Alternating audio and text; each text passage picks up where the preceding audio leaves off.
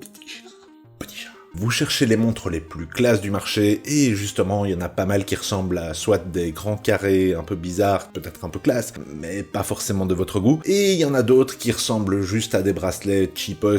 C'est à ce moment-là que Samsung rentre en jeu avec cette montre qui est un tant soit peu classe, avec pas mal de fonctionnalités. Vous êtes prêts à découvrir cette montre qui est vraiment pas mal, et qui est à un prix plutôt raisonnable par rapport à toutes les fonctionnalités qu'elle nous amène. Alors on y va.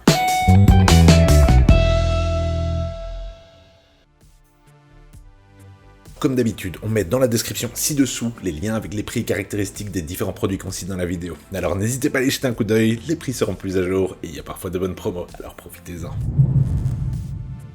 Au niveau des gros marchés de la tech, il y a Samsung qui est juste en dessous de Xiaomi, qui est juste en dessous de Apple en termes de construction et de vente de montres connectées. Et au final, ben oui, c'est parce qu'il y en a une qui a un marché d'applications qui est vraiment top avec tout ce que vous avez besoin. Il y en a une autre qui est vraiment pas chère et qui peut être vraiment pratique. On vous met le lien dans le coin de la vidéo d'un test de montre Xiaomi qui était vraiment pas mal. Et aussi, ben Samsung qui ont leurs montres qui sont plutôt classe, plutôt pratiques et qui jusqu'à présent étaient un peu limitées par Tizen, mais c'est petit à petit en train de changer avec leur nouveau partenariat avec Google. Mais on va d'abord commencer par ce qui est quasi le plus important dans une montre au final, c'est le look et le design. Alors voilà, la petite Samsung Galaxy Watch 4, qui est un petit peu l'héritière entre la Galaxy Watch 3 et la Active 2 en fait, pour pouvoir fournir quelque chose qui soit sporty, mais en même temps plutôt classe, avec pas mal de fonctionnalités, et au final une autonomie décente. Alors l'écran est vachement lumineux, très bien défini, et au final très lisible, ce qu'on demande quand même à une montre, parce que Samsung, les écrans, ils savent faire. Le design est épuré et plutôt moderne, plutôt droit, avec quelque chose qui dénote pas trop. Il y a pas mal de bracelets qui sont disponibles que vous pourrez choisir pour pouvoir adapter votre montre à tous les événements, pour pas que ça fasse toujours montre un peu sportive. Il y a même des options cuir et tout ça pour pouvoir vraiment avoir quelque chose d'un peu plus classe, et le cadran est disponible entre 40 et 44 mm. Ça c'est sur la version normale, la Samsung Galaxy Watch 4, et il y a aussi la Samsung Galaxy Watch classique. Elle par contre va de 42 à 46 mm. Mais celle-là on en parlera un peu après, elle a juste un petit cadran qui tourne en plus, ce qui peut être pratique pour la manipulation, mais qui coûte très cher pour ce que c'est. On en parlera un petit peu dans la conclusion du prix. Et elle va plutôt de 42 à 46 mm pour pouvoir couvrir un peu plus les grands poignets. Moi j'ai des poignets très fins, donc il ne me faut pas une montre trop grosse. Celle-là, c'est la 40 mm et je trouve qu'elle va très bien. Et c'est un chat très mignon. Oh, le petit chat.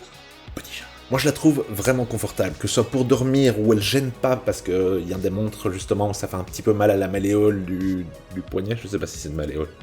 Pas grave. Le coin du poignet qui peut faire mal et tout ça, ici il n'y a pas de problème. Ils ont veillé à ce que l'ergonomie soit travaillée, et ça se sent un petit peu parce que c'est une montre qui est vraiment agréable à porter, et justement ça peut être pratique pour traquer le sommeil et tout ça, de pas avoir mal quand on la porte pendant la nuit, ce serait un peu dommage.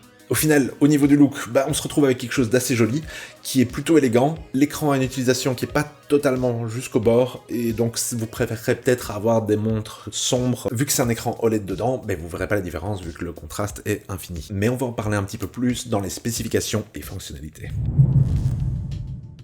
Au niveau des fonctionnalités et des spécifications, il y a une longue liste devant nous. Donc en gros, elle a tout pour plaire parce que déjà ils ont changé le petit proco qui est à l'intérieur. Maintenant, ils sont venus sur quelque chose qui est beaucoup plus efficient parce qu'ils sont passés de 10 nanomètres à 5 nanomètres. Donc au niveau de la gravure du processeur, on est vraiment à la moitié. Toutes les petites fées électricité, elles passent au bon endroit sans devoir aller chauffer la baraque pour pouvoir vous perdre toute votre énergie qu'il y a là-dedans. Donc en gros, on en parlera un petit peu plus dans la batterie, l'autonomie, mais celle-là dépote pas mal à ce niveau-là. Dedans, il y a pas mal, il y a le NFC, le GPS, le NFC pour pouvoir payer avec Samsung Pay en approchant votre montre des trucs. Alors en plus, il y a le baroaltimètre qui va permettre de pouvoir détecter la pression atmosphérique. Il y a des senseurs bioactifs qui vont vous permettre de pouvoir savoir exactement le pourcentage de graisse, d'os et de muscles qu'il y a en vous. Enfin, pas exactement, parce que ça va faire une approximation, mais c'est une approximation qui est plutôt pas mal. Et elle me dit que je devrais faire du sport. Et en même temps, elle a un excellent tracking du sommeil, pouvoir voir un petit peu si vous restez en sommeil profond longtemps, si vous avez des apnées, tous les trucs comme ça. Vous pourrez traquer le SPO2, tous les usual suspects au final de ce qu'ils sont sur les montres, les battements cardiaques, la fréquence et tout ça. Il y a un ECG, donc un électrocardiogramme, et aussi un capteur de tension, mais ceux-là sont un petit peu particuliers. Ils demandent de se mettre sur une application à part, qui est malheureusement limitée aux smartphones Samsung, et donc à cause de ça, vous ne pourrez pas forcément l'utiliser avec tous les smartphones smartphone. Ça fait partie un petit peu des problèmes qu'on peut avoir avec cette montre, et on va en découvrir un petit peu plus par la suite. Parce que c'est peut-être justement la fonctionnalité qui est le plus gros problème de cette montre. Et justement, quand je l'ai reçue, j'ai voulu l'appairer à mon smartphone, elle m'a dit « Téléchargez l'application Wear », et je suis allé dans l'App Store, j'ai cherché l'application Samsung Wear, et elle était pas là. Si vous avez un Apple, ben juste oubliez. Mais Samsung a décidé de faire un petit peu comme avec les buds qu'on avait testés il y a 2-3 semaines, on vous met le lien dans le coin de la vidéo, qui était un petit peu limité en termes de compatibilité. Et justement là, celle-là, elle est compatible avec les téléphones Samsung pour tout, avec les téléphones Android pour à peu près tout, et avec les téléphones Apple pour rien. Un petit peu comme sur les Apple Watch. Mais Apple, ils sont pas revenus en arrière. Samsung, ils sont revenus en arrière. Et là où les autres fonctionnent par Bluetooth, bah celle-ci, juste, vous pourrez même pas la lancer en fait. C'est pas génial Samsung. On devient Apple petit à petit. Au niveau des fonctionnalités aussi, il y a les applications. Alors il y a toutes les applications Samsung, les applications avec la santé, le sport, les trackings différents du sommeil, les cycles menstruels et tous les trucs comme ça qui peuvent être vraiment pratiques. Mais il y a aussi Google.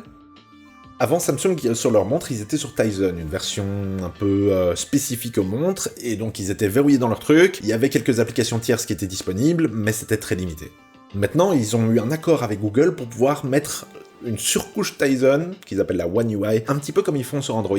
Donc ils prennent le Android de Google, ils mettent une surcouche Samsung dessus pour changer un petit peu le truc. Vous avez encore accès au Google Play Store. Et ben là c'est la même chose. Vu que c'est Wear OS avec une surcouche Tizen, au final, on se retrouve avec le meilleur de deux mondes. Et pour ça, c'est vraiment bien, parce que ça veut dire que vous avez toutes les applications que vous avez besoin du côté de Google, et en même temps, les toutes bonnes applications qui sont vraiment compatibles avec la montre du côté de Samsung. Ça, c'est vraiment pas mal, et ça peut peut-être faire une petite négation de tous les autres problèmes qu'on a, parce que si jamais vous n'arrivez pas à vous connecter avec la Samsung machin, vous pouvez toujours essayer avec le Google truc. C'est à vous de voir. Si vous avez un Samsung en tout cas. Aussi, elle détecte quand vous faites des événements sportifs. Donc genre, quand je suis en train de bouger super vite ma souris dans Back 4 Blood, justement, elle va détecter que je suis en train de faire du sport. Non, quand je suis en train d'aménager le studio pour pouvoir essayer de filmer, elle détecte que je suis en train de faire du sport, et justement, elle va me dire « Bravo, tu as fait du sport !» Et en gamifiant comme ça l'aspect sportif, ça peut amener mon petit esprit de gamer à vouloir un petit peu plus d'achievement et tout ça, et ça fonctionne bien, et ça peut peut-être être une bonne chose dans le futur, plus tard. Alors maintenant, on va parler un petit peu de la batterie et de l'autonomie. C'est là qu'elle dépote un petit peu plus, parce que pour une montre qui peut être tout le temps allumée, qui a des trackings aussi précis, qui a tout le bardaf de fonctionnalités, tout ça, elle va tenir de 2 à 3 jours. C'est pas mal.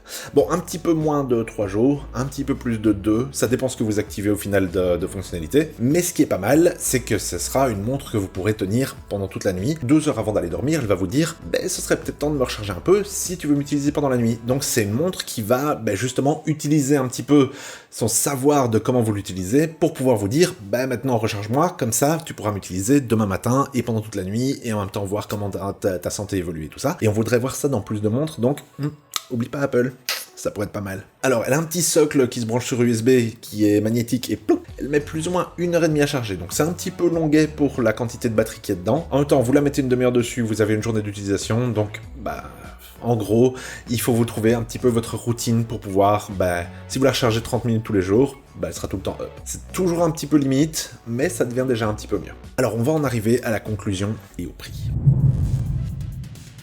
Cette petite montre qui est somme toute fort agréable et plutôt jolie, je l'aime bien en tout cas, elle se retrouve à 270 € plus ou moins. C'est son prix de départ, elle va sûrement encore diminuer, faites attention pendant les soldes et le Black Friday, ça pourrait être vraiment intéressant à ce moment-là, surtout que j'imagine qu'ils veulent lancer la machine marketing, donc ça pourrait être vraiment une montre qui passerait vite sous les 250 €.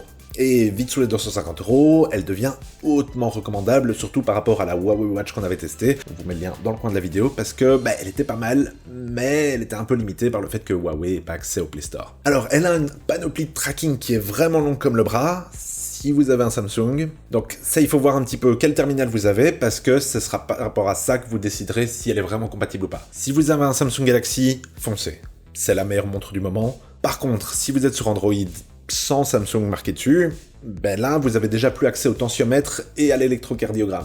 Donc c'est déjà un petit peu moins intéressant parce qu'elle se retrouve quasi à égalité avec certaines autres montres, mais en même temps elle a pas mal de choses de disponibles et Tizen plus Wear OS, c'est pas mal. Par contre, si vous êtes sur iPhone, oubliez, ça sert à rien. Vous arriverez même pas à la lancer si vous n'avez pas un Android sous la main, donc non, ce sera pas la seule qui va remplacer votre Apple Watch si vous voulez une montre qui soit un peu plus ronde, parce qu'au final, à son prix par rapport aux fonctionnalités qu'elle a, elle peut qu'être recommandée, mais pas à tout le monde. Alors on en arrive à la fin de cette vidéo de test de cette montre plutôt sympathique, que j'ai beaucoup aimé, que j'ai pas beaucoup aimé configurer vu que j'ai dû aller rechercher le Redmi 10 pour pouvoir aller la mettre dessus, parce que sinon sur mon iPhone je pouvais juste la tenir pour bloquer les portes. Est-ce que pour vous c'est un frein cette limitation en termes de compatibilité ? Est-ce que vous vous en fichez parce que vous comptez prendre du Samsung ad vitam? Est-ce que justement ça vous fait peur parce que vous pensez peut-être passer du côté de Sony ou de Motorola ou de n'importe quel autre bon constructeur d'Android et que justement vous allez perdre des fonctionnalités? Dites-le nous dans les commentaires. Ça nous intéresse vraiment de savoir ce que vous pensez et en même temps ça nous permet de savoir ce que vous avez envie qu'on teste par la suite. Alors comme d'habitude, n'hésitez pas à nous dire que vous nous aimez dans les commentaires, à nous mettre le petit pouce bleu, le petit pouce rouge si vous voulez nous dire que c'était bien, que c'était pas bien, et surtout à vous abonner si jamais vous voulez voir nos vidéos souvent, et faire sonner la petite cloche si vous voulez être averti à chacune de nos nouvelles vidéos. Et sur ce, à la prochaine sur la chaîne des dénicheurs.